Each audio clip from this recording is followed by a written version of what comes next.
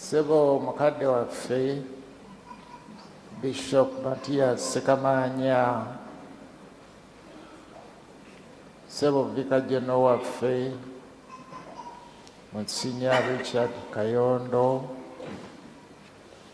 basebo abasaserdoti abavudde ebule n'ebweya,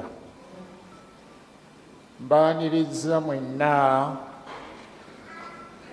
mwebale kujja. Bakristu baganda bange nga mukulembeddwamu Ssaabakristu waffe Dr. Augustine Kato, mwebale kujja ku mukolo guno omukulu bw'endiki.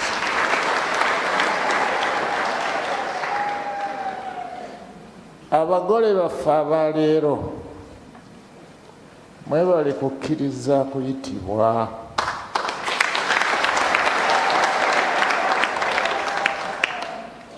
Abazadde baffe ku lunaku luno tubayozaayoza nnyo bannaffe, mpulika ennyo.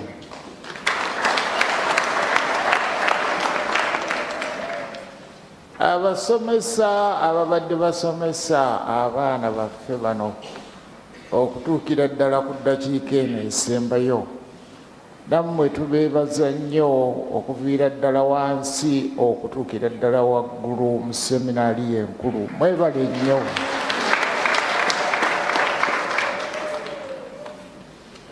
Bannalugazi mwenna mbakulisa bannange, Omukama atuwadde abasumba.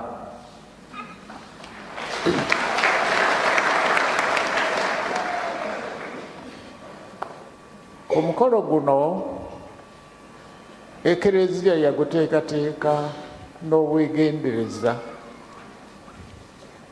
era ebigambo Ekereziya byayagala tuwulire olwaleero biri mukolo munda.